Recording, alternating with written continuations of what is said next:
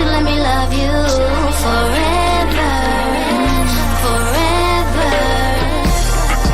I wanna love you.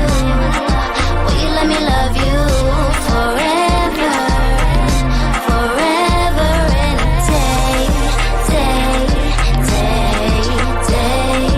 day, day.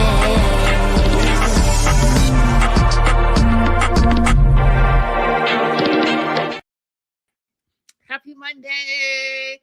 May the 4th be with you. Welcome to TMW Online, the Melanated Way. I'm Linda. That's Abby. You know, sometimes you guys, I wish you could see what was going on behind the scenes. Like, it took us a minute to get together. And by, I mean us, me for different reasons than that one over there. So if she's looking a little shiny and bright, you might want to ask her why later.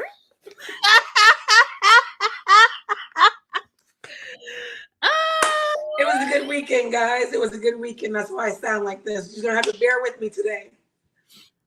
That being said, we are covering all things Before the 90 Days, Season 8, Episode 21, the Tell-All Part 2, which is wrapping up this entire season. My overall thoughts on Part 2 was I was underwhelmed. I feel like there was a lot of missed opportunities. I don't feel like we covered all the couples in detail for the amount of effort we as fans put into the season, 21 episodes, 2 hours long. But, I say that a lot, right, Becca? It needed a part 3. There were so many things that were not talked about, just missed opportunities. What were your thoughts, Abby? The same, like, the biggest thing is the immigration stuff that's going on in my mind. And there were 0 immigration related questions asked in this part, except for, have you started the K1? There was no question about what are the requirements that you're trying to meet? Did you consult with another attorney? Just all of that was missed. And then the big glaring thing is, why does everyone feel entitled to deal with Sheena's money? Why does everybody feel entitled to tell Sheena what she should do with her money? Let me look at the comments. I sound like the Godfather, don't I? Hi, Jaslo. Hey, Becca. I'm gonna do this while my voice like this. I'm gonna be like, listen, Abby's on a whole different level than all of us now, so bear with us. Right? Becca says no one calling out Burkhan's racist comments. Listen, you guys, a lot of missed opportunities. And like I said, I was underwhelmed for part 2. Sorry, guys, it's my tea. Y'all, Abby has been a mess for the last 35 minutes. A whole mess. She's making her tea right now on our live.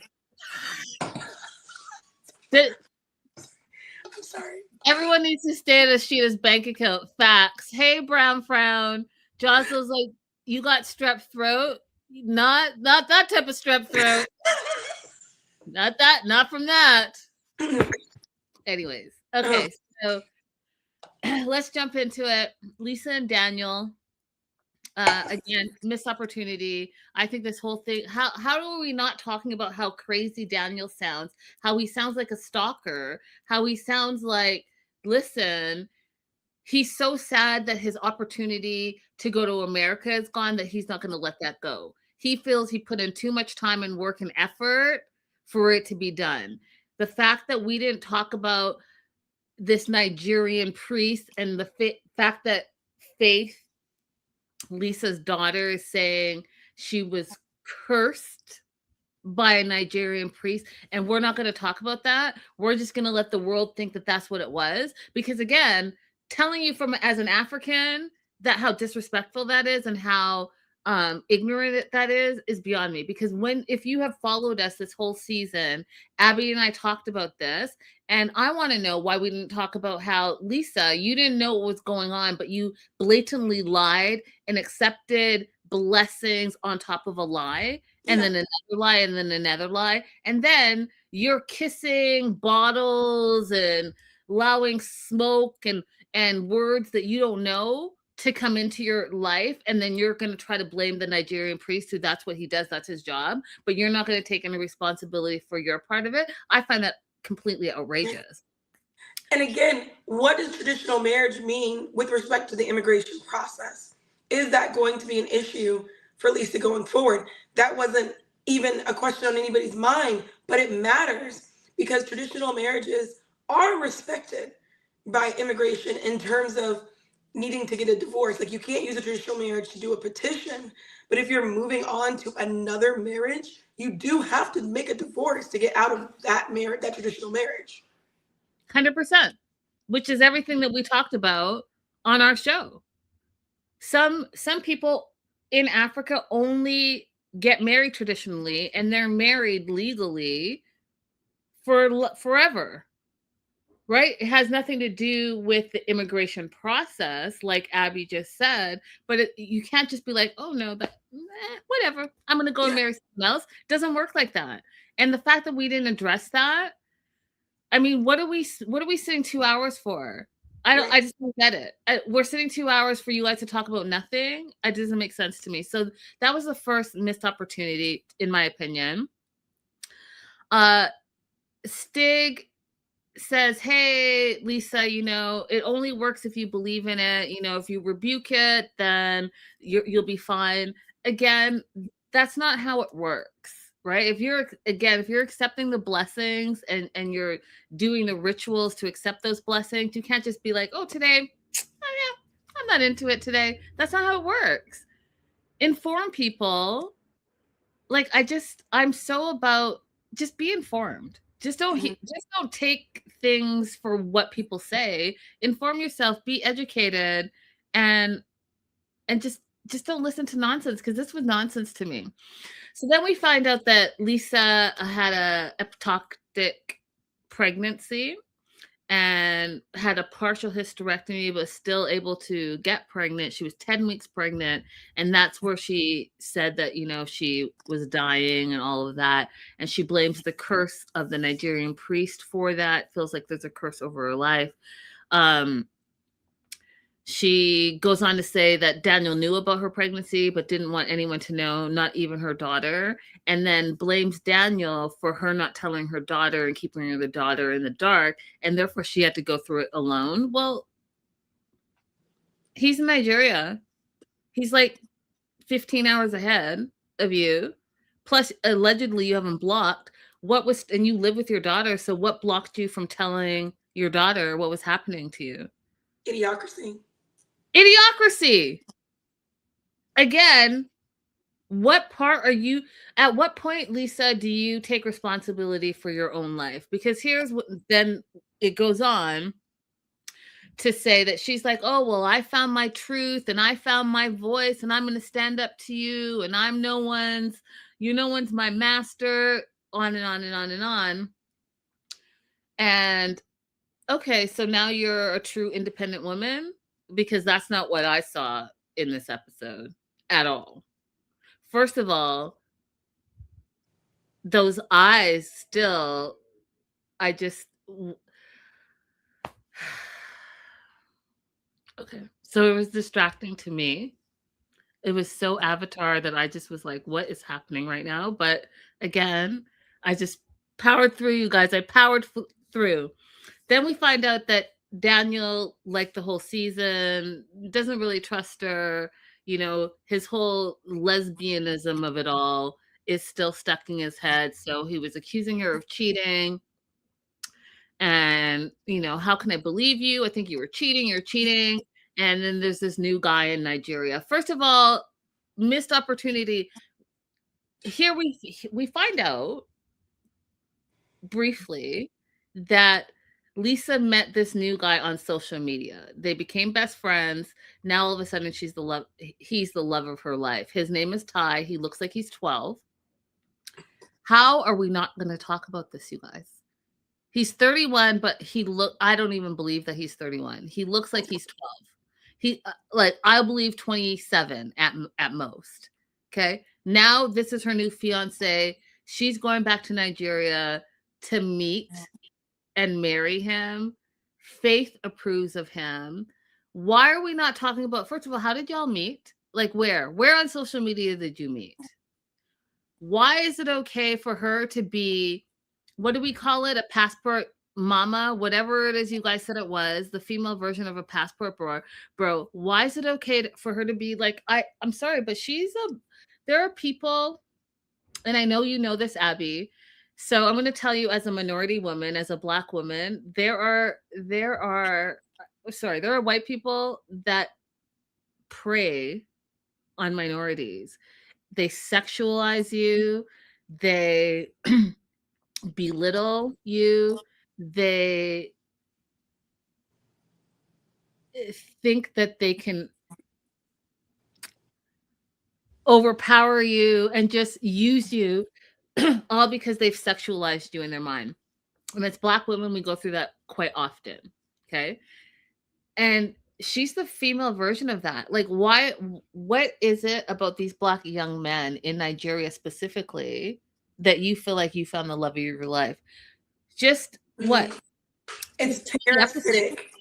Just 20 episodes ago, Daniel was the love of your life, and you were not taking your wig off. You were taking crazy blessings and lying and not owning up to who you are as an individual so that you could have sex with that man. And you literally had a blessing, turned to him and said, "Can we have sex now?"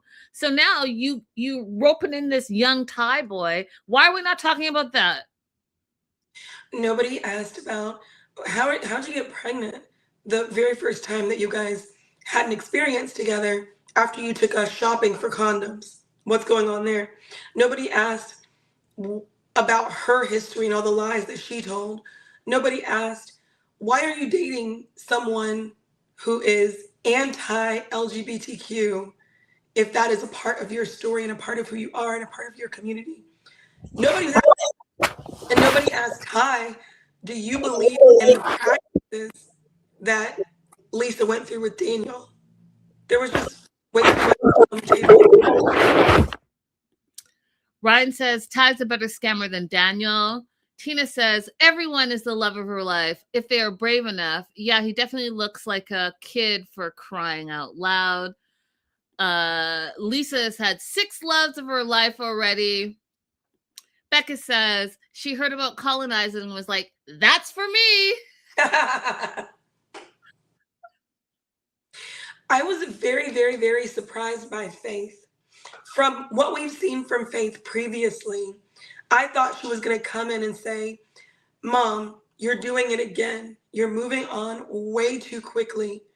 But instead, she came swiping at Daniel instead of saying, hey, Mom, this is a time for you to have a wake-up call. I'm not even going to address Daniel. I'm not going to talk to him. Let's talk about you and how you move through relationships.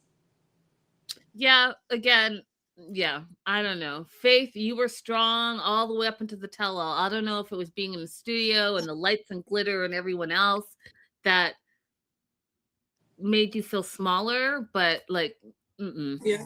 The reason why I say that, you guys, just in case you didn't see it, there was another interview that she gave where she specifically said that she wanted her mom to be on the show so her mom could see herself and the way that she behaves and how it's been so detrimental to her as a child, moving so many times with her mom, going back and forth with all these different relationships. That's the reason why I said that. 100%. So Lisa is planning to go to Nigeria to be with her new young Nigerian boyfriend named Ty. Faith is going to join her, and she plans to marry him when she gets there, which means we are not done with Lisa. And we already knew this, you guys. When someone is really juicy TV, they're not going to let that person go. That's why we had to endure Ed for as long as we had to, and Angela for as long as we had to. If someone is like juicy TV, they're going to be in the franchise for some time. So we're going to see her again some way, somehow, before the 90 Days Part 2 for her, where she goes back to Nigeria and they'll film Ty for sure. Elise was asking some very good questions. Elise and Forrest. Mm-hmm. Elise and Forrest should have been the hosts because they were the only ones that were really asking questions properly, in my opinion. So Elise is like, what's the rush? Like, which is what Faith should have said. Why are we rushing into this? You are literally just saying that you're finding your voice as a 50 plus something old woman. Why don't you go and find your voice completely, work on yourself, stop preying on these young Black men, and go from there. See what happens. Mhm. Maybe that could be it. Then Daniel kind of gives a warning to Ty that he should be careful because traditionally Lisa and Daniel are still married. And at the end of the day, Lisa's like, I need you to just leave me alone and let me go. And Daniel says, no, we are not done. And it's not because he loves her, you guys. It's because he sees that this young other man is going to swoop in and steal the green card that he has put in the hard work to get. Abby? I agree. And not a single question, you guys. Not a single question to Daniel about why he was so upset when she took the wig off, but he was okay with getting pooped on. That part. And do we even know if Lisa is divorced from her last wife? Again, Ryan, missed opportunity, questions not. Like, you're going to give us all this information, and then you're going to wrap up the show with all these questions that were not asked. Makes no sense. Do you want anything else before I move on to Forrest and Sheena? No, let's go. Forrest, Sheena, and Molly. So we know from this season that Forrest's mom, Molly, and his lack of a job are the obstacles in the relationship between himself and Sheena. He is now a farm tech. He tells everyone that he's making $781 a week as a farm tech, and it's stressing him out, and it's stressing his body out that he has to work 40 hours a week. I had to pause because, this man hasn't held a job, right? So he's now stressed out. Oh, 40 hours a week. Plus sometimes I have to work overtime. Oh my God. I have to do what everybody else has to do to have food and a place to live. Oh my God. What was me? It's so terrible. I don't have time for my Sheens. I don't have time for my mom. I'm so tired when I get home from work. I was like, welcome to America. Like, Right. as a Also, welcome to Sheena's life. Sheena also works. I mean, hello. You're like 40 and you're just like, oh Lord, I gotta work 40 hours a week. Okay. Yeah. Becca said, where was Dev? Jocelyn's like, I was crying laughing. Oh, you poor baby. Dev was somewhere off in his own world, child. Dev's like, I've had enough. I've had enough. I'm just gonna stand here. I don't want to just sit here. He's had enough. So we also find out that he hasn't started the K1 visa application process. And here's where I wanted to talk to Abby because I've not ever heard this before, but he said he can't. First of all, he doesn't have the money saved up yet. He can't do it online. It's all by paper, and he doesn't have a printer, he said. Okay. It's 2026. Okay. If you don't have a printer, okay. But there are stores you could go to. You can email USPS. You can email FedEx. You can go to the public library. You can go to the library. There are plenty of places where you could print out things if that's truly what's holding you up. If that's truly the only thing that's holding you up. And then even if you don't know those things, with your $781 that you made this week, printers are not expensive because not everyone's buying printers anymore. You could literally take $40 and go buy a printer. So I'm just trying to figure out what? What do you want to say about that, Abby, and the K1 visa Honest, process? I know that we all know that, or we all kind of like Forrest and Sheena for each other. We feel like they're a good fit for each other. But think about your long term ability to live with somebody and partner with somebody if they're unable to problem solve the tiniest of issues. The problem for him was I need to print something. And he was unable to problem solve that issue. That is, no matter how much you love somebody, you cannot make them competent. And she's supposed to give up her life and her career to come live here with somebody who cannot do the tiniest amount of problem solving. I just think it was an excuse. I think it was an excuse because it's leading up to him not wanting to work anymore. Yes, he's saying he loves being a farm tech, but the complaining so soon is a sign to me that you're trying to have an exit strategy saying, hey, what is he on disability? Hey, disability, this is just really so hard on my body. It's stressing my body out. I can't do it. Like, that's how I took it. But Now, his disability is not related to his. I understand he has autism, but did I miss a physical disability? I mean, that's all I know is the autism part. Okay. The plus side of this all, you guys, was 99% of the cast came to help him. Everyone offered, hey, I'll help you. Even disgusting Rick was like, hey, I'll help you through that process. Laura's like, I'll help you through that process. Anna Lynn was like, hey, I can help Sheena on her end. Like, everyone came and rallied around him. And I thought that that was really a sweet moment. Yeah. Molly shows up and we find out that her and Forrest are still kind of working on their relationship because, again, she is an over-involved helicopter mom, in my opinion. They show the flashback of a not seen before scene where she is giving Forrest lube and condoms and telling him to have a good time and not have to have any babies, and then going on to see if they followed through on that. Like, just totally being inappropriate as far as I'm concerned. But she didn't think anything was wrong with that. But everyone around her thought, hey, this is a little bit inappropriate. It's making me feel uncomfortable. Sheena said it made her feel uncomfortable.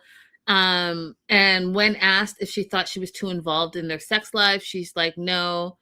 And everyone was like, that's wild. What were your thoughts, Abby? I agree. I think it's okay to have open conversations. Like, I like that she was encouraging him to be respectful. But as far as like going into the detail of what they're doing and could do, that was inappropriate. And Forrest actually handled it really well. He said, if we want that kind of information, we'll come and ask you. Yeah, but then on the tell-all, he was like, I think it's okay. I think it's okay that she says all these things. And then Sheena's like, well, no, it makes me feel uncomfortable that she's overstepping. And then he's like, oh, well, the part where we talked about preparing to have sex was okay, but maybe her asking how it was not okay. Like, he went 50-50 on it, which is what I think he does for most of the relationship he has between his mom and Sheena, as he rides that 50-50 so that he doesn't offend either of them. I don't think he really takes a stance for either woman. And if he does, he leans more towards his mom. Absolutely. And I'm sure he got rained out in places where we didn't see for not taking her side. Yep. One of the things I thought was hilarious was that Daniel jumped in and said that he loved Molly. And I was like, yeah, I could see how you two would get along 100%. 100%. You two frickin' frack. And Molly goes on to say that she really does support Sheena and Forrest at the end of the day, as long as Sheena doesn't lie, and says that Sheena still lies and is very deceptive. She hasn't been saving for the K1 visa. She's still spending her money on her family, finds that Sheena is manipulative. Um, and Sheena's like, well, my family doesn't ask for money anymore. And then Molly and Forrest are like, no, you're lying because, you know, you're still giving money to your parents and your parents are giving money to your brother and you're still supporting them. And this whole season, I just don't understand it. And if someone wants to explain it to me, if you're in the live chat or you're watching the replay, I don't understand why these two Americans are trying to police this Filipina's money. I just don't understand it. I don't understand it at all. It's like Tom and his family trying to police my money. Like, for what? You're there in America minding your own business. Why don't you mind your business and not my business? I don't understand it. Why are you guys, excuse me, so upset that she's spending her own money the way she wants to spend it? Make it make sense to me. And they keep saying she has to save for the king. No, she doesn't. The onus is on Forrest to prove that he's financially stable to support her. She doesn't have to show any money in her bank account for that. I was really hoping that Anna Lynn would step in here because I feel like she might be able to explain the cultural issues happening a little bit more than Sheena is able to. But nobody stuck up for Sheena. No, and it actually flipped. And as she was explaining that she was helping her family and she was helping Forrest, I want you guys to not miss that. So she's still helping her family as a cultural obligation, but this fool who's already complaining about having a job and having to work for 40 hours a week is being supported by the Filipina in the Philippines. She supports Forrest still, which has always been their issue. That's what I'm trying to say. They want her to come over to literally be enslaved to them, where she's the breadwinner and they can get kicked back and collect their disability. Because the way they're policing her money as if it was their own is wild to me. And the way that she's supporting Forrest and she's supposed to be in the developing country and he's an able-bodied white male is beyond me. It's beyond me. So I'm just looking at the exchange rate. So let's see. Okay. 1 Filipino dollar is 16 cents US. And to have some perspective on it, it's $90 for a 1 liter carton of milk in the Philippines. So there you go. So her sending money at that exchange rate, crazy. So at the end of the day, she's working double time to even send him $100, but she's still supporting him. She's supporting him. Just keep that in the back of your mind. So then they start talking about these screenshots again, and Forrest is like, you know, you need to send me screenshots once a month, and I don't want to have to ask for them. And she's like, you know, okay, I feel comfortable. I could do that. And then Elise is like, oh, you know what? I think that Sheena's the issue. I used to think that Molly was the issue, but everyone is all of a sudden thinking that Sheena is holding something back or that she's lying. And I was like, I don't see what you guys are seeing. If she is like hesitant about talking about money, so who isn't? And then you guys are all going to rally against her because you don't understand why she's not so freely open with her money. None of you guys are talking about your financial situation. Would you be as comfortable or uncomfortable as her? I don't know. But I don't understand it. And I don't understand how the cast turned against her. They seem to have very limited, not just Anna Lynn, but I was just hoping that any of the people on the opposite side that have more family-focused cultures would be able to step in and help her explain. Because I really think that what's happening is she's just having a really hard time explaining that even if her parents don't ask her directly for money, that there are certain things they do that she's been conditioned growing up to know that's what they want. I watched a TikTok of a girl, and I think she's Korean. I'm not 100% sure, but she was explaining how her mom will never ask for money, but she'll do things like say, "Oh, I'm gonna ride with you to Costco the next time you go," and then as they're going through the store, "Oh, I bet plums are really nice this season." She never says, "Oh, I want you to buy me some plums from Costco." She does it like that, you know? As I think there's kind of like a cultural thing going on that she's just having a lot of difficulty explaining.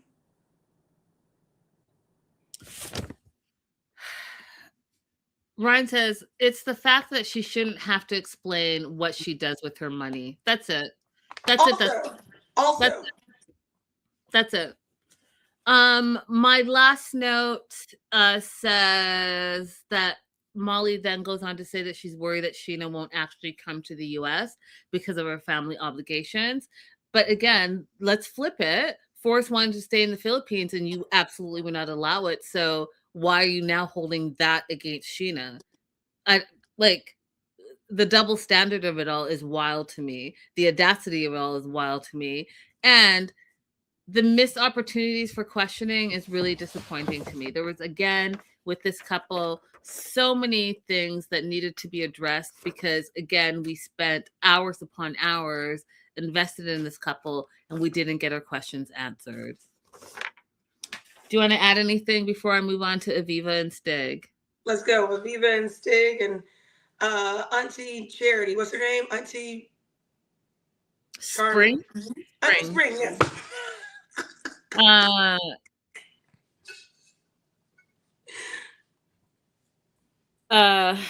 Yeah. Okay. This is, you know what I want to say is that Aviva looks or seems like she's a very sweet young girl, and I want her to stay single and go and explore life and travel and find herself because she really, you could tell that she was really invested in this relationship, and there was no reason for her to be as invested as she was. And the one question of the whole tell-all that I felt Sean asked appropriately and in perfect timing was, why did you want a kid with Stig after just meeting him? So that's the question we all wanted to know, right? She came in, she's like having unprotected sex. She wanted to have a baby. She was disappointed when it was negative, all of this stuff, just to look to see. Can you imagine her being pregnant now and you're going to be tied to this guy forever when he didn't care about you at all? He wanted to come to America, low-key was scamming you, but you didn't know it? Like, that was the only question that Sean asked that I was like, okay, finally, she's asking the proper question. But did we get a proper answer? No. That's the other thing. As a journalist myself, here's the thing, Abby. If I'm going to ask you a question, first of all, I'm going to know the answer to it because I'm going to then need to have a follow-up question depending on what your answer is. And if you do not answer, I'm going to have a third question to circle back to get us back on track to the question that I originally answered. I don't understand why that is not what we do here. So you're asking a question that we all want to know as fans. Why did you want to have a kid with him? You didn't even know him. Yeah, you had an online relationship with him, which is what Abby and I say all the time. Your online relationships, you guys are not relationships. You guys are friggin' online pals. And when you meet, you literally are just meeting that person. It's like a first date. So I don't care if you guys have been dating for 6 years online. You don't know that person. Period and full stop. So why do you want to have a baby with this person? Let's talk about that because you don't know this person. Was there a follow-up on that? Do any of you know what the real answer was? Oh, no? I have an idea. It's a very mean thing to say. No, but did you hear an answer on the no. Right. We did not. No. But what did you want to say, Abby? There are a lot of women out there who just want a little biracial baby. Facts. Facts. Those are facts. Stig says that this whole time that he was just thinking with his eggplant, and yeah, but we all knew that. We knew, at least Abby and I knew that from jump. Because what I think, and if you guys want to go back and refresh your memories, I said Stig is the Belize version of Soldier Boy. He thinks he's hotter, more talented, and more famous than he really is. And he thrives on that. He thrives on that attention. He thrives on reeling women in his country and specifically his city in on the small notoriety that he has amongst his circle. And, just insert, move, same person, same situation. Forrest, again, should have been the co-host, said Stig is a player and you're talking about all the other things that Aviva was doing, but are you sure you weren't sleeping around? Again, that's the question. All season, we've been talking about his discretions, his possible lying and cheating and all of this, and we don't follow up.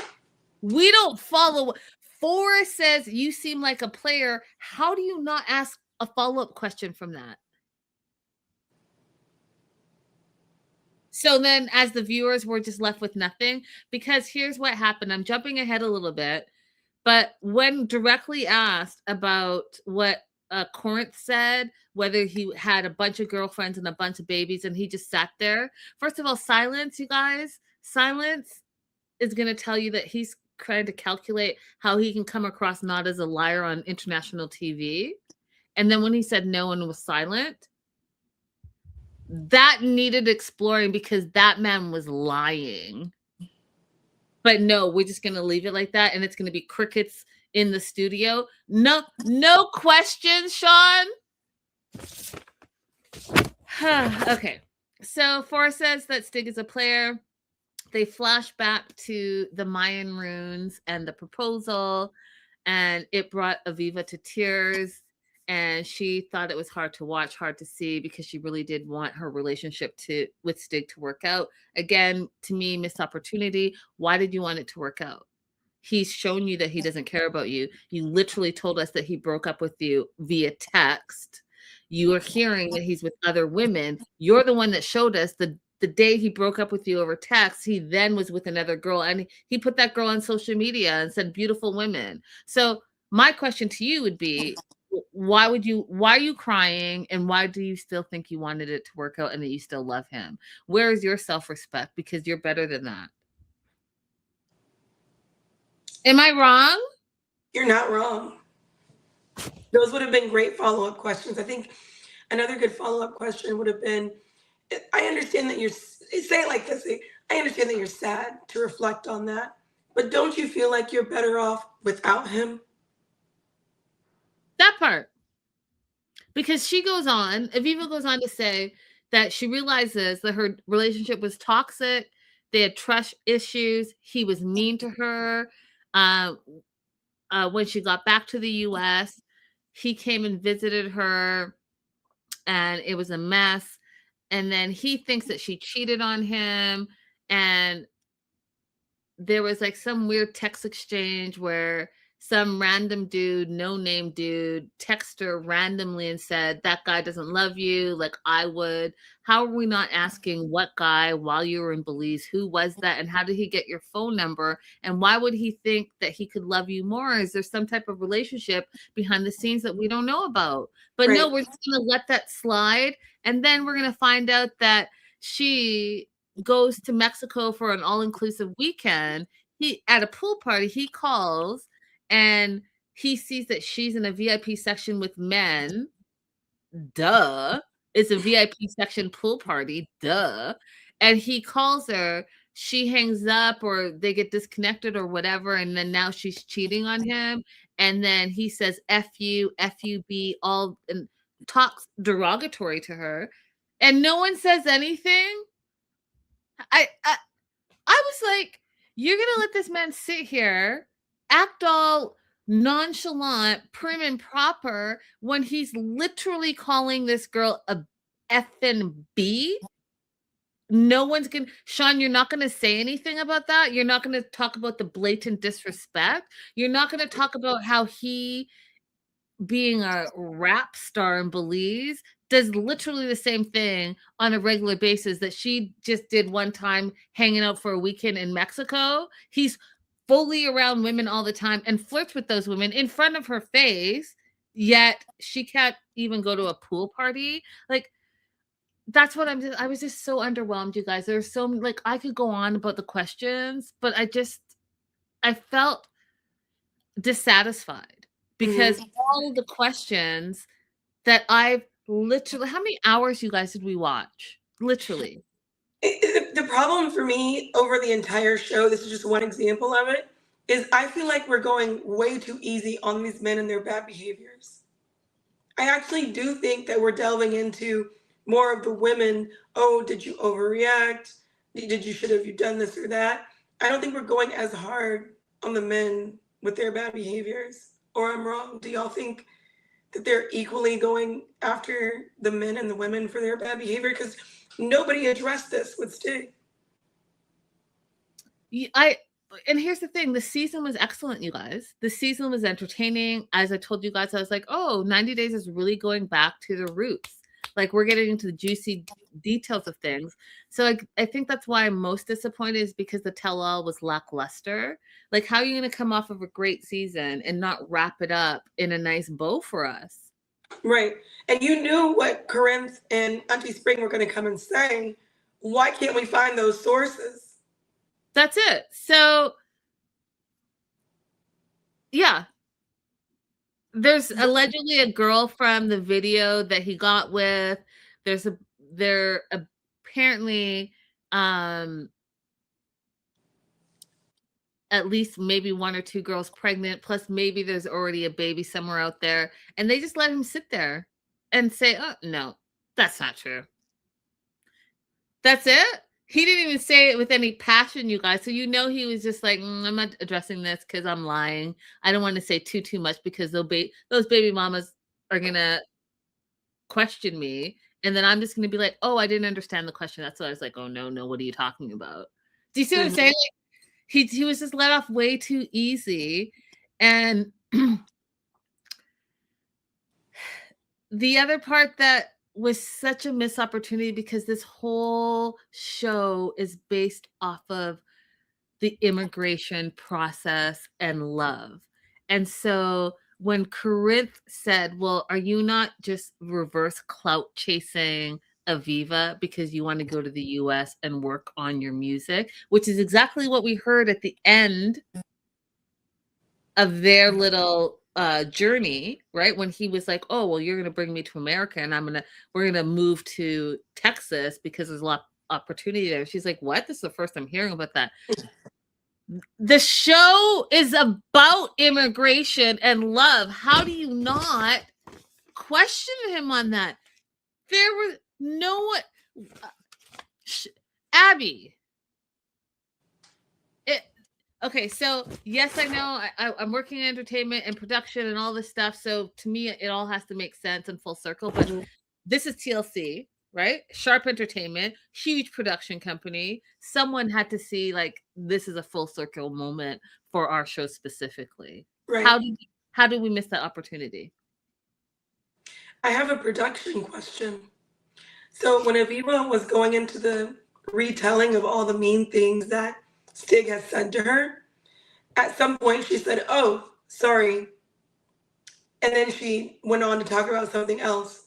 What kind of cue was being given to her?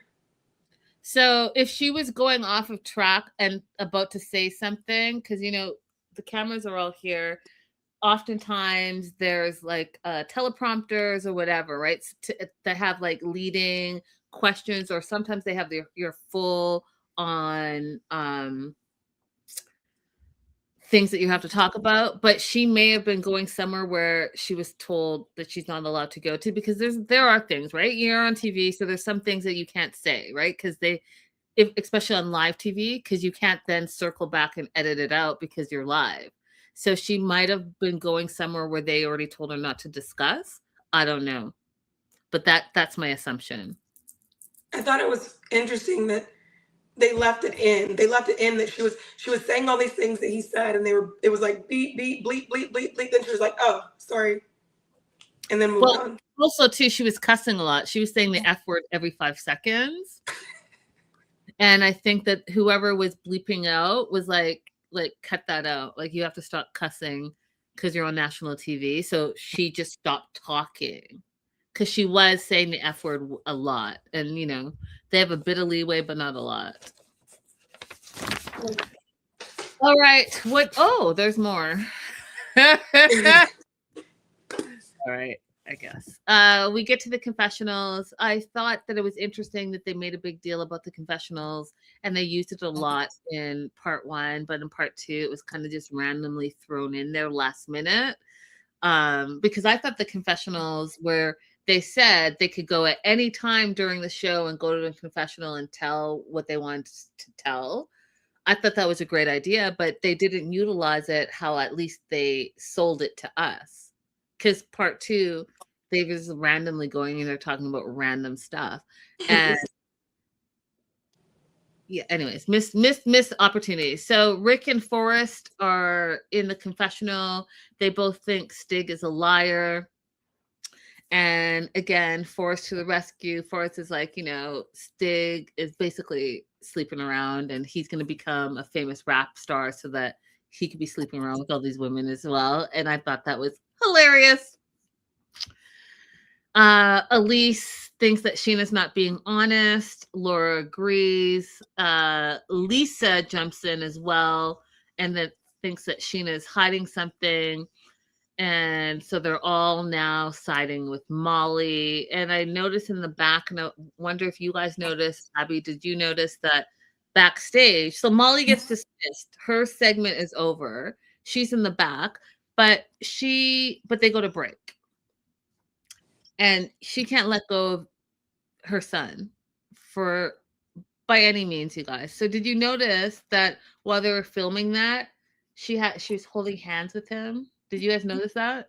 She's holding him so tight, and I thought that was the absolute photographic moment of the entire season. She is not going to let this man go by any means necessary. This grip is for the rest of his life.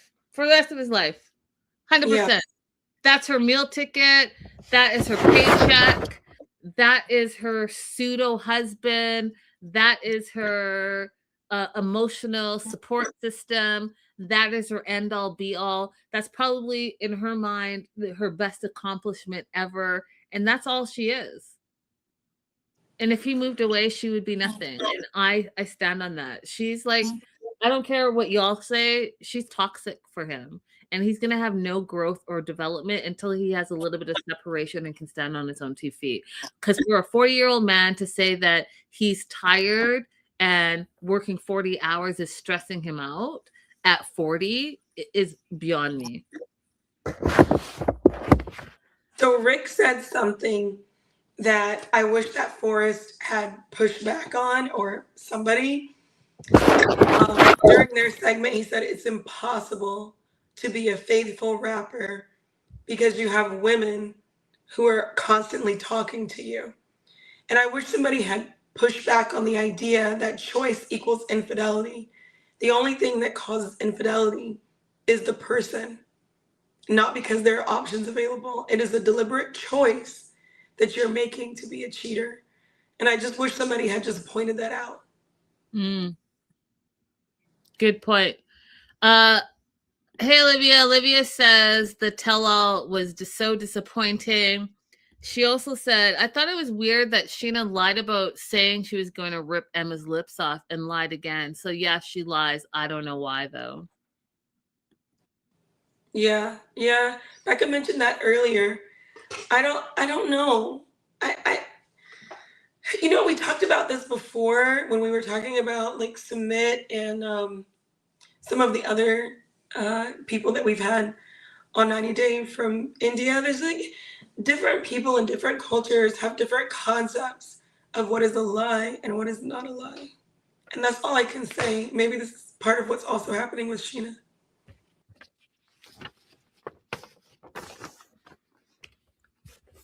Yeah. Yeah, I'm gonna leave that alone for now. I'm moving on. Do you want to add anything else before I move on to Elise and Joshua? No, let's go with Lisa and Joshua. Well, Lisa and Forrest had a little funny exchange. Did you see? Lisa came and was asking all those questions, and she said, "Oh, I'm nosy, Forrest," and he was like, "I can see that." Yeah, he's like, I know. That's okay, Ryan. Sheena seems to be a people pleaser. That's what I think it is. I think that when she's put on the spot, she doesn't know what to say, and she doesn't want to disappoint, and she doesn't want to come across as a bad person, so she lies.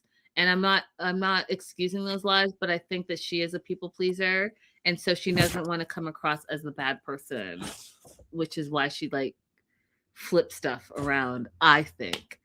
That being said, Elise and Joshua broke up. Now they're reconciled because Joshua told Elise that their relationship was worth fighting for. So he reached out to her and said he wanted to work it out. And so they did. Here are all the things from the time that we last saw them together in Australia to current day. He got a new job. He makes more money. He has a regular salary. He stopped partying, allegedly. They share each other's location, so they know where each other is 24 hours a day. He's not living with Nat anymore. They both love each other and have told each other that they loved each other. So she, meaning Elise, finally said, "I love you" back to Joshua. He came to visit her in Miami. They spent 2.5 weeks together, and they decided to get tattoos of each other's names. Elise is on his wrist side of his wrist, and Joshua is on the bone part of her back. And so I just gave you 8 things there, you guys. That was a lot of information. Not one question was asked. Not Right. I gave you 8 things there. I could get out of these 8 things at least 50 questions. I mean, at least ask how long was the time period that you took getting yourself together before you contacted Elise again? Just give us that, Sean. How about you made the friggin' storyline about him having a wishy-washy job and no place to stay? What's your new job?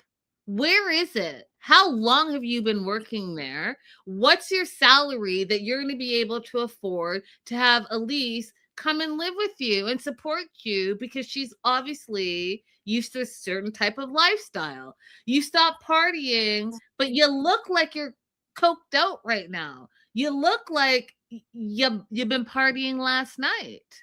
Mm-hmm. Okay. Why are you guys sharing locations? To me, that sounds like there's a trust issue. Is that only because there's a distance issue, or do you guys still have some trust things that you need to work out? You're not living with Nat anymore. Where are you living? Who are you living with? Do you live by yourself? Do you pay rent? Do you pay more? Like, no, I'm absolutely not happy at all. At all. Just, you're going to tell us all this stuff and not ask one question? But instead, you're going to bring Chris and say how weird the closeness between Chris and Joshua but then flip it and say that Elise is high maintenance. Like, it didn't make any sense to me.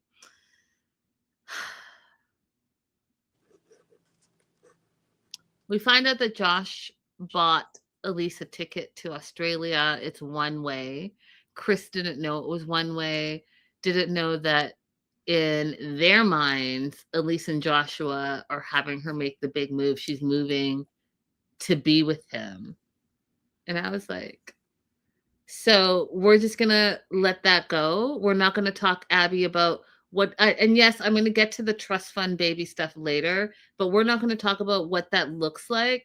What does it look like to leave America, to move to another country, to be with your loved one? Are we not going to talk about any of that immigration process, even though this is what the show is about?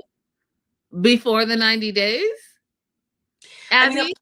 A part of the very basic thing that you have to prove when you go into another country, even if you're doing a visa on demand, like that's what, if you're a US citizen, mostly what we're doing is visa on demand, you arrive somewhere else.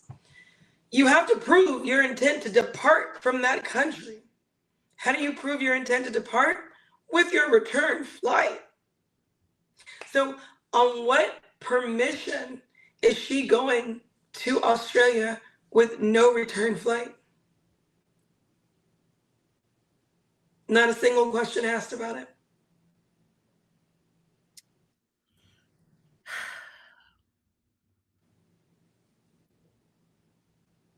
Oh, yeah. Okay. So Chris asked, "Is this permanent or just because you don't know when you're leaving?" And the plan is for her to be there permanently. And Chris is like, "Oh, that's great," because also he's moving. So allegedly he's moving out of Melbourne and moving closer to his son, which again, missed opportunity. You guys keep bringing up the son. We find out that, he's allegedly a deadbeat dad, but now he's moving closer to be with his son. Why are we not asking those questions? Like, I just don't. What am I watching right now? I'm watching to have more questions. I had a great season, and now I'm just like, because I have way more questions leaving this tell-all than I did this whole season. So whatever. Chris says, "Oh, now I can come visit you more often." And this is where Emma chimes in and says, "Hey, if you need a +1, I'll be your +1." I was like, Emma, in part 1, you wanted Forrest. We already know you're hooking up with Rob, and now you're going to try to throw Chris into the mix. I mean, at least you're equal opportunity, girl. Go for it. Throw as many eggs out there as you want and see what hatches, I suppose. I'm not mad at it at all, actually, because I always say dating is dating. And if you're single, and if men can run amok and act a fool and just be like hooting and hollering, feel free to do the same, ladies.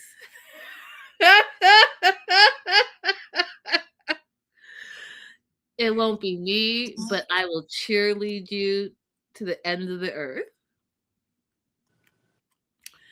So, okay, so she's moving allegedly to Australia. And then they bring Nat on. And I don't even know what to say about this, because it was like, so we just rehashed everything we already knew. They had a close relationship. Josh, she looks as her brother. He was there for her when she was going through a hard time.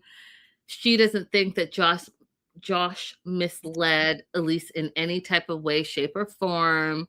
Elise's behavior was erratic to her, and she was embarrassed for her behavior at the restaurant. And that's it. That's all we got from her. There was no, like, why. I think you guys get my point. I can ask a million questions, but like, how are you not going to ask a simple question like, why were you allowing this man to live with you? What is it that he was providing for you that you weren't getting elsewhere from your other friendships? Like, yeah, Elise was the only. I mean, not Elise, but I think it was Laura was the only one to ask. You don't have any other friends? That's it.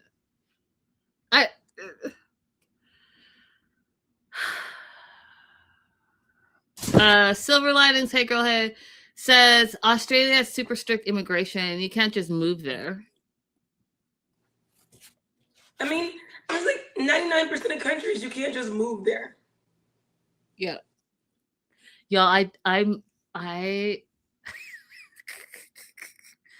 I'll just say this. I met this Australian guy.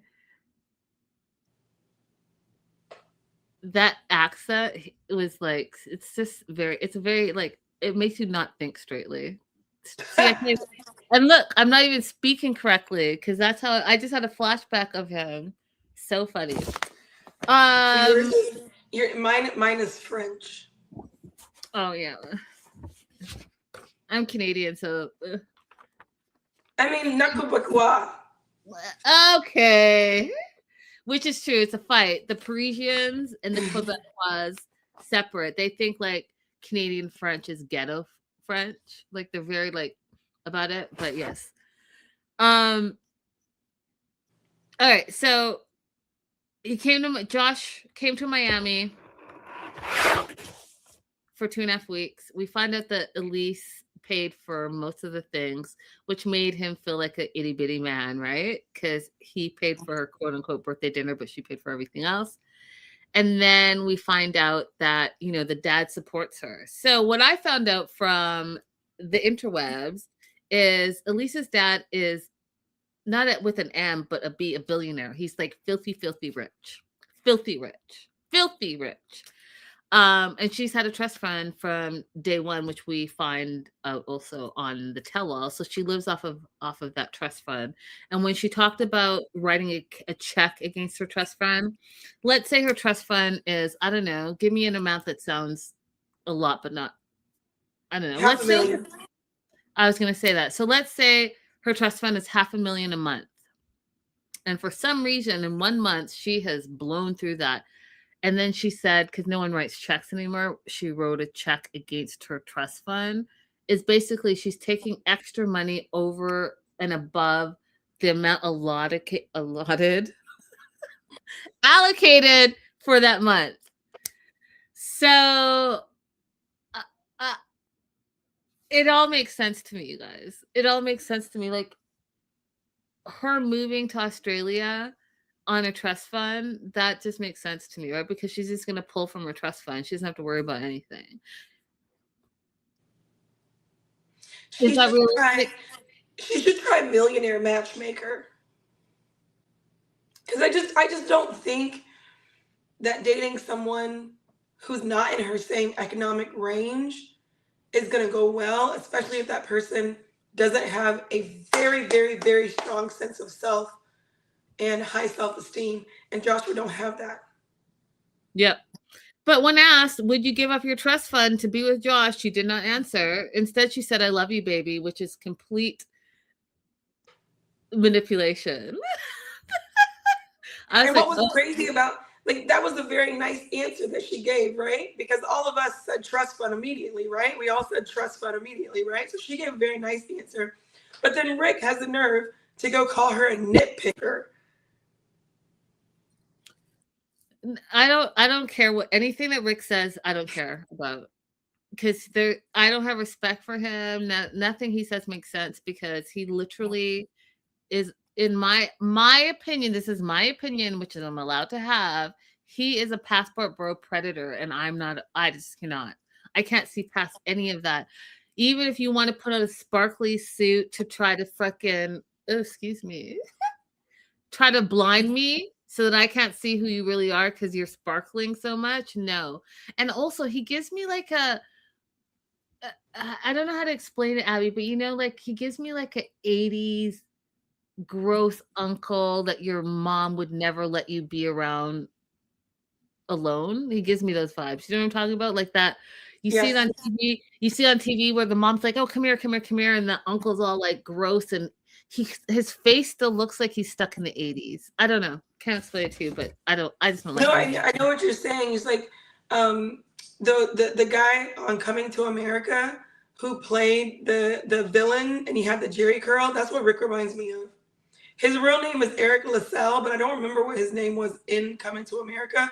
But he's greasy. He's slimy. He's just going after whatever benefits him. Yeah, it's gross. Jocelyn said his accent or his accent. What did I say? I don't know. Sometimes you guys, I don't know what I'm saying, but I hope you guys get the point. I missed that one, Jocelyn. I missed that one. So we go to the confessional. Elise says she's disappointed in herself for not saying all the things that she wanted.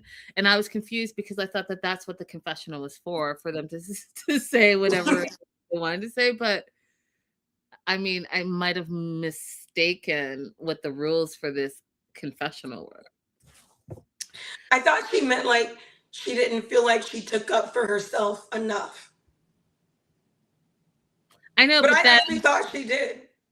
I thought she did too, but then instead of saying you didn't stand up for yourself in the confessional, just stand up for yourself in the confessional. Right. Just give us the extra information that you would have shared. And last and certainly least, they went to Rick and Trisha.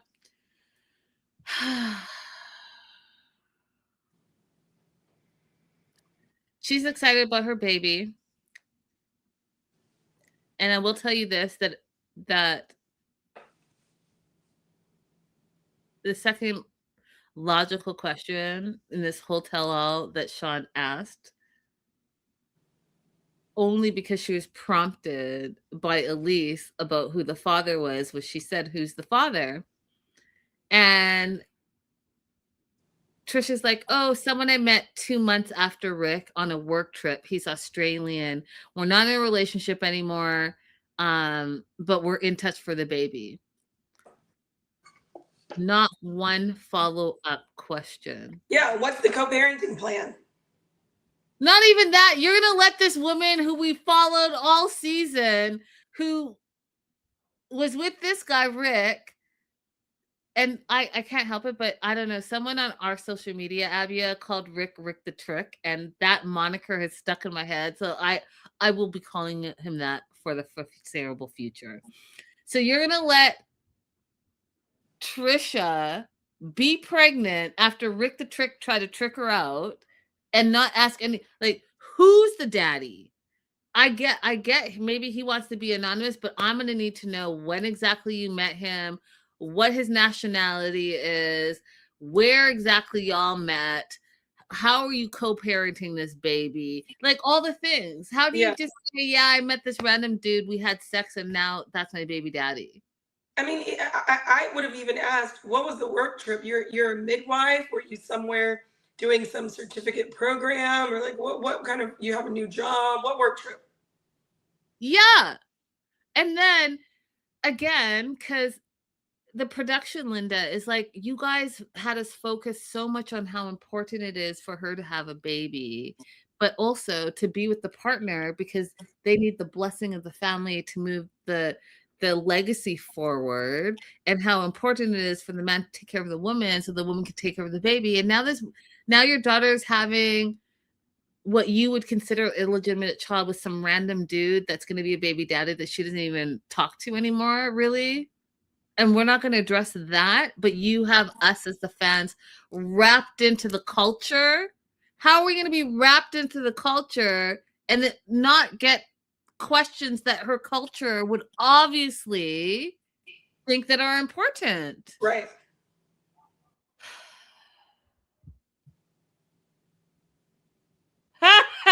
Joslo, I will not be reading that on air, but both.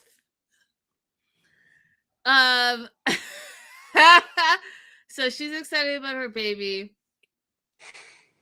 We find out that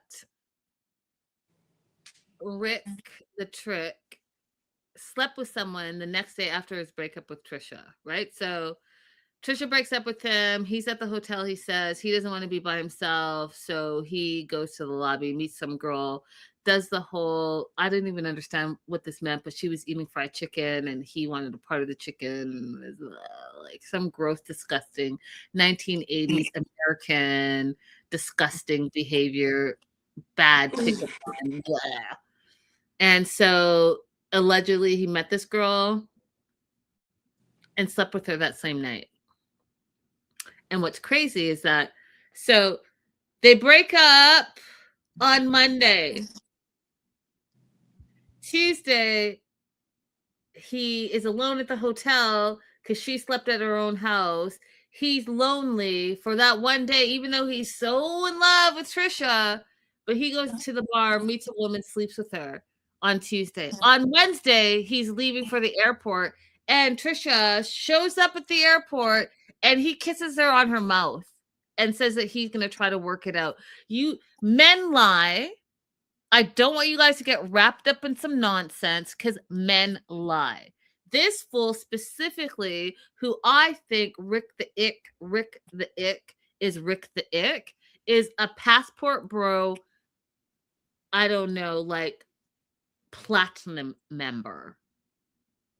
Okay. Platinum member. He knows every trick of the trade. He even the splash pad that we'll get to shortly, he travels with it, you guys. He takes it from every country where he is being has predatory behavior on young women from one country to another. This fool couldn't even leave Madagascar without roping in another woman into his disgusting behavior. And I know that some of you guys think that he's a good-looking man, but I gotta tell you, he's disgusting. And you can just see by his little beady eyes that he's like searching for his next prey. Women are nothing but sexual objects to this man, and he has no self-respect. And the fact that he continues to say how lonely he is, let me tell you something. When a man cannot be alone with himself is because he knows he's a terrible individual. And if he has to sit by himself with his disgusting thoughts, he's not going to survive. So instead, he's going to go prey on young, beautiful, unsuspecting, vulnerable women and pour all his insecurities on that woman to make himself feel better so that he doesn't have to deal with his bullshit behavior. Absolutely not. Oh, I cannot with this dude. Cannot. So he sleeps with another girl, turns around and gaslights Trisha at the airport, saying that he wants to be with her. He's gonna work out everything, all the things. And meanwhile, that's all BS.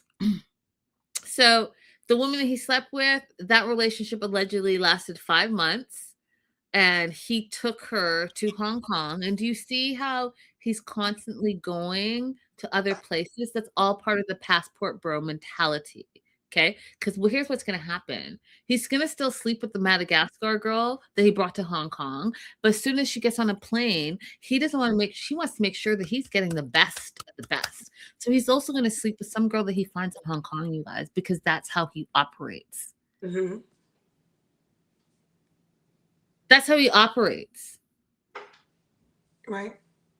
Predatory behavior. And I get so mad because he thinks he's going to go to what he thinks is a country that's beneath America. Because you know what, you guys? What I will tell you about this, okay? This is what I know. As a Canadian, what I know about American women, okay? I don't care where you're from in America. American women are strong women, and they are going to, whether they're like, whatever, they're going to tell you exactly who you are. And you cannot be some weak ass, pathetic, low paying job, multiple baby mama, non-providing, low educated dude and think you're going to be up here, because there's a bunch of men in America that are better than you. So guess what your low level, low achieving, low vibrational self is going to do? You're going to pick yourself up out of America and you're going to go somewhere else and just live off the fact that you're American, and everywhere in the world thinks America is the land of the free and the blah, blah, blah, blah, blah. And you're specifically going to prey on third world countries where they think, if you live in America, you must be rich. And that's what he's going to prey on. But he can't get away with that behavior in America because he's like a 0 out of 10 compared to all of his colleagues, all of his equals. This man is 50 plus years old. 50 plus years old. He doesn't even have a proper job. But guess what? He has enough money to go passport bro to every other country to get his sex on. Think about why he can't get sex in America, because no one's falling for his BS. Huge missed opportunity in this segment was bringing his ex-wife back. His ex-wife already spoke to us once early on. I don't know if you guys remember, but she did the K1 visa. He brought her over from Nigeria. And she said he presented himself that he was wealthy and he was going to provide for her. And she got to the US, she ended up having to financially support herself. So like, bring her back. Like, ask her, what would you say to Trish right now as she is still somewhat considering Rick? What do you have to say to her? That would have been beautiful. I'm 100% sure she would have told her something beautiful. Missed opportunity again. You're absolutely right. Jazzo says that Rick is scared of growing old, basically underneath all his behavior. I think he's scared of growing old, but I also think that he is, just like I said, he's not okay with his own behavior. That's why he can't be with himself. Period. So while he takes this second girl to Hong Kong, we find out that Trisha went to Indonesia with her baby daddy.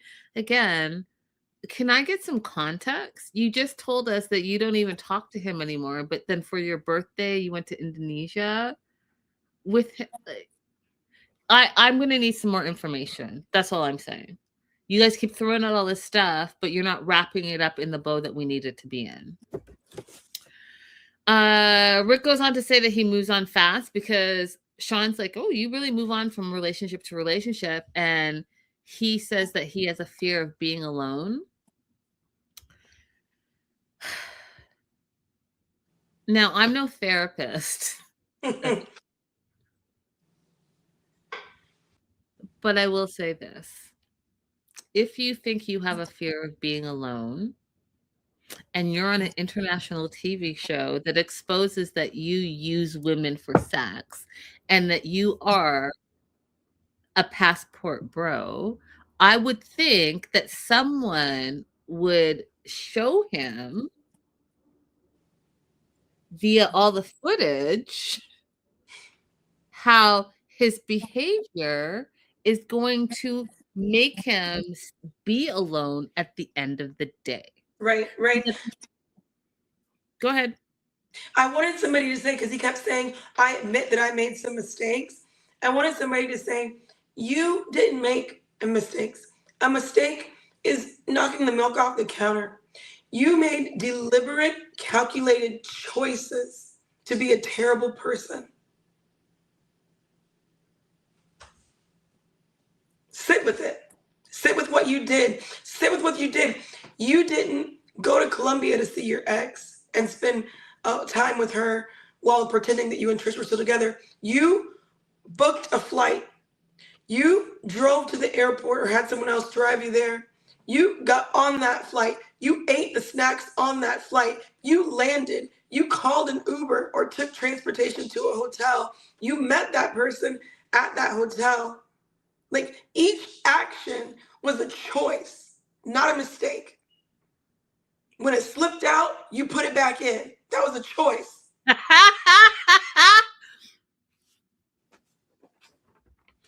Not a mistake. Cheating is not a mistake. Each action is a choice. Each incremental action taken is a choice.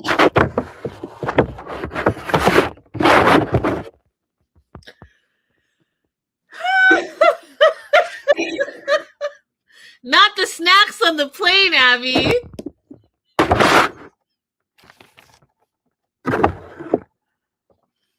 The same. You was on there, you were on the plane eating Biscoffs. You weren't saying, oh my goodness, mistake. Those Biscoffs are bomb. You guys, you know what? Go ahead and get you some Biscoffs and put it in your bag. When you get home, put a little Biscoff with, and here's the thing, it has to be real vanilla ice cream. I don't know what y'all are selling in America now, this vanilla snack stuff that's like, they can't even say ice cream because it's not ice cream, but I need you to find some real ice cream and put it together, make a little sandwich. It's the best little sandwich you'll ever have. You know what I do at mine, Linda? You're going to find this so disgusting. I open mine and let them get stale. Nope. I don't need to hear anything else, Abby.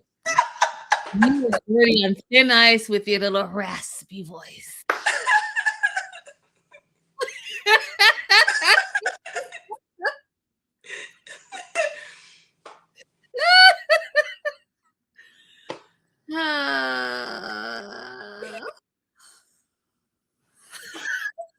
We're gonna wrap this up because I already feel it going off the rails right now.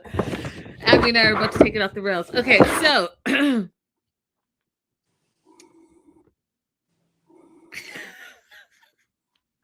Rick admits that he has made a lot of mistakes in his relationship with Trisha. But he says that he was, quote, confused because he hadn't consummated his relationship with her yet. That's why he went to see his ex in Colombia. Again, just solidifying everything I'm talking about, Passport Bro, because really, then while he was in Madagascar, we find out that his ex was calling, and he was talking to his ex in Colombia while he was laying in bed with Trisha in Madagascar. Gross.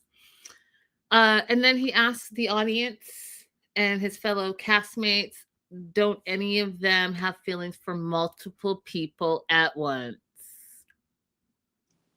As if that's not all you did, Rick. That's not all you did.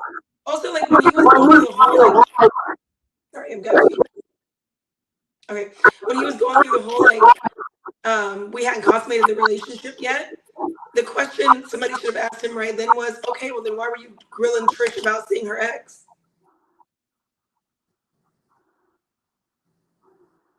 Yep, that part. He allegedly says that he hasn't talked to his ex in months, which I don't believe for 1 minute.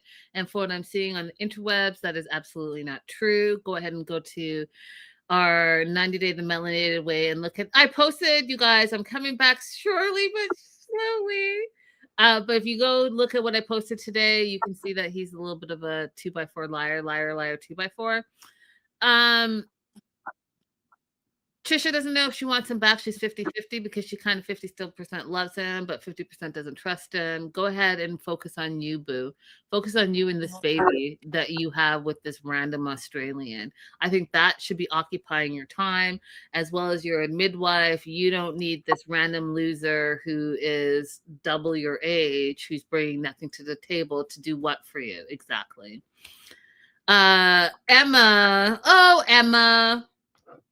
Emma, who's hooking up with Rob, who has a crush on Forrest, who is hitting on Chris, is now saying that she would take Rick back. And I don't know if you guys noticed it backstage when the tele was over and they were hugging goodbye. She's like, oh, I'll call you later. I was like, oh, that is no. Run, Emma, run. You are right up his alley. And before you know it, you're going to be in his friggin' what is it? The splash pad. You're gonna be on the splash pad and not even know why you're there. Don't do it. I mean, maybe she's just calling him about new wigs.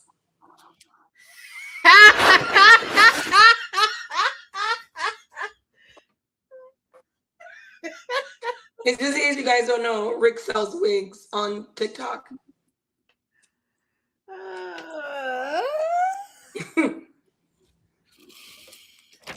Okay. My note says I'm underwhelmed. I'm also weirded out by the bromance that's going on between Rick and Forrest. Forrest, that should not be someone that you look up to. I promise you, he's not it. At all. And then the most fireworks we got from the entire tell-all happened after the tell-all was over between Emma and Elise. Emma's upset with Elise because she values their friendship. She confided in Elise that she had been hooking up with Rob for the last year, which I find fascinating, you guys, because, you know, Emma is now tied to Jamal, and they are allegedly in like a relationship, and Jamal and Rob are in the Bad Boys band together. So like, I'm going to need someone to explain explain all of that. But it might just be, you know, we're all in the 90 Day universe thing because, you know, we know that Rob and Elise were familiar. So I mean, I don't know, but here we are. So she's upset that Rob told her that Elise was trying to hook up with him again because they met at a party again, and Elise was like, hey, you know, come over, I'll call you an Uber, come cuddle with me. And allegedly Emma had screenshots of all of this stuff. Okay, show us the screenshots. Don't tell me you have a screenshot and then not show me the screenshot. Right, you can't tell and not show. Right.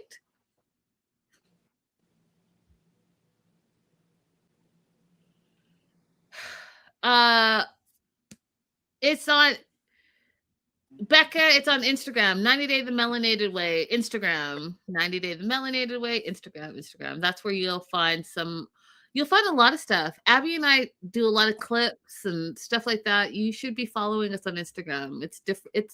It's the same, but it's different.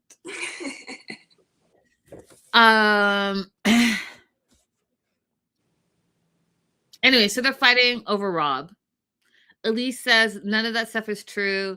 Let's call him, which is absolutely what you should have done. You want to make this juicy for all of us? Call him. Let's throw him in the mix. But no, Emma didn't want to do that. And she starts crying and she says that she has feelings for Rob. Emma, I said this at the end of your segment. You need to go and be on your own and figure out who you are and what you love about yourself. Go and travel to get the travel experience, not to center your life around a man. Because all of this, whatever it is you're doing, because I don't even know what to call it, but all of this, like, just man is the center of your world, is not showing me that you love yourself and respect yourself and know who you are as an individual. Because you're a beautiful woman. I found out that you're an entrepreneur. She makes wigs, sells wigs. Do that. Become like the next, I don't friggin' know, the next famous wig maker out there. You know what I mean? Like, I just don't understand why you're centering your life around these men that are using you for your body. So Elise gets pissed off, starts yelling, and then she's more mad that she lost her temper because she's like, that guy is not your boyfriend. He can do what he wants. And you are also hooking up with other guys. And here's the thing. You're just hooking up. I don't want to be with him. So, like, why are we making this an issue within our friendship? Doesn't make sense to me. And the thing that was so funny to me, you guys, is this Forrest comes gumping in because he's leaving. And I was like, someone said, you know, this was pinnacle Forrest. You're going to come into a room where you have Elise, Emma, Aviva, all heated young women fighting with each other. And you're going to come in and be like, hey, what's up, ladies? I'm just leaving right now. I just want to say goodbye to you. So great meeting you. What a great time. And individually break that up, not reading the room. I just laughed and laughed and laughed and laughed. He jumped into that chaos just to say goodnight to the ladies. And I'm not mad at him. Abby, I'm not mad at him. It was hilarious. Said Forrest is as Forrest does. His mama named him correctly. She did that. Molly, you were perfect on the naming of your child. Oh, God. Joslo said, I heard the 90 Day Bad Boys broke up. Jamal doesn't talk with Josh or Rob anymore. I haven't heard that, Joslo. I'll have to look in. I'll have to go into my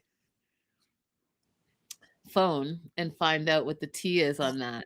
That being said, Elise hates the men in Emma's life, and so do I. And I hate the fact that Emma makes her life centered around men. I think she should do more with her life and deserves better than that. What do you have to add? I just want to ask Emma, you want to be in a relationship so bad.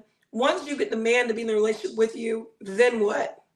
What is it that you're rushing towards? Just out of curiosity, I just want to understand. Hopefully, we can ask her. That's all we got, you guys. It was a great show. It was a great season. Hit us up with any questions that you thought were not asked, and maybe we can try to answer them. And stay tuned with us as we continue to cover the single life. I know that there are a bunch of new 90-day stuff starting and have started, and Abby and I will let you know what we're covering next. And if you have any standouts that you want us to cover, Yeah, say it. I'm into Last Resort because it's got a lot of old familiar people, but I'm also into the new OG 90 Day. There's some interesting storylines happening there. So if you have a preference, let us know. did you all cover Javon and Anna? We did in part 1, Brown Frown, and they did not circle back to them. Like I said, this tell-all was lackluster. It missed a lot of talking points, so I totally, Yeah. totally get it. I totally get it. I'm underwhelmed, you guys, as well. Don't forget to like and subscribe, and we will see you guys shortly. Enjoy the rest of your Monday. May the 4th be with you. Bye, y'all.